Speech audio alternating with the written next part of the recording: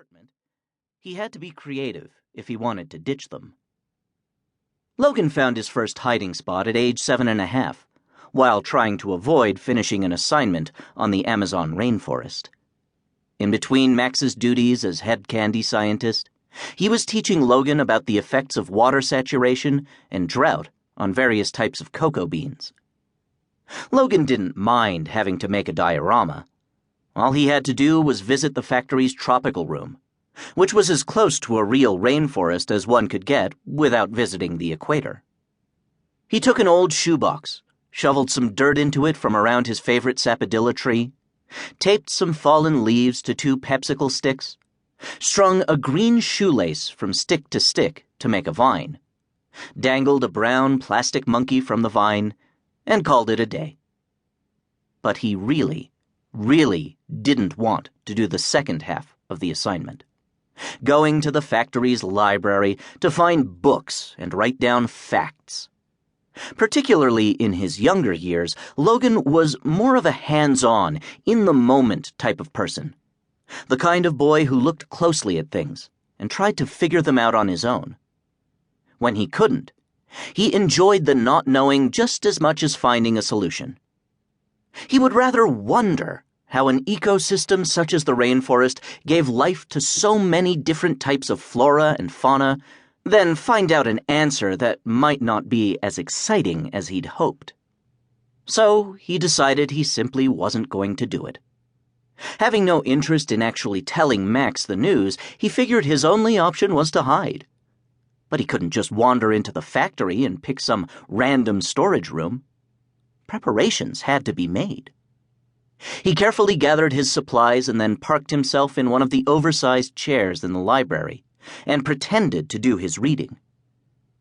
He waited as patiently as possible, which is to say, not patiently at all, while, one by one, the workers shut down the factory's candy machines for the night. This process was a lot more complicated than merely turning off some switches. The oil that made the machines run smoothly had to be drained and disposed of properly. All the pipes, tubes, trays, bins, compressors, oscillators, tumblers, conveyor belts, ovens, stovetops, kettles, vats, pots, pans, funnels, and barrels had to be scrubbed and stored until the machines would start back up again 12 hours later. Logan nearly fell asleep in the chair. When the coast was finally clear, he grabbed his stash from behind the chair and slung the duffel bags over both shoulders. He hurried down the quiet hall toward the room with the perfect Logan-sized hiding spot. With one last glance to make sure he hadn't been followed, he ducked inside the icy mint blob room and wedged a pile of pillows behind the stack of old peppermint oil barrels. He stocked his new space with comic books, drawing pads, and snacks of both the candy and the healthy variety. He made it back up to the apartment just in time for his mom's famous veggie loaf surprise dinner. It should be noted that his mom's substitution of chocolate chips for peas hadn't been a surprise for many years.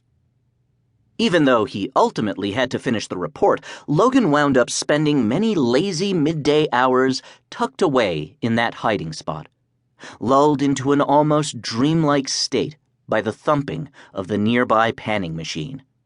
The panner, which looked to him like a space-age washing machine, spun the icy mint blobs and coated them with blueberry syrup until they sparkled with a sugary glaze. It also muffled the sound of Logan crunching, slurping, chomping the latest candies that had been deemed NQP, not quite perfect, by Randall, the head of the quality control team. As much as Logan loved all the candy Life is Sweet produced, he particularly loved the pieces that came out too oddly shaped to fit in the packaging, or that were stuck together, or that came off the conveyor belt too sticky or too hard, or the wrong shade of brown, red, orange, yellow, neon green. He possessed an uncanny ability to show up exactly when a new NQP batch appeared on the counter of the employee lounge. By the time Logan was 9, his legs had grown so long that his feet stuck out from behind the peppermint barrels. Rather than risk being discovered, he found a new hiding spot in the barn's hayloft. This one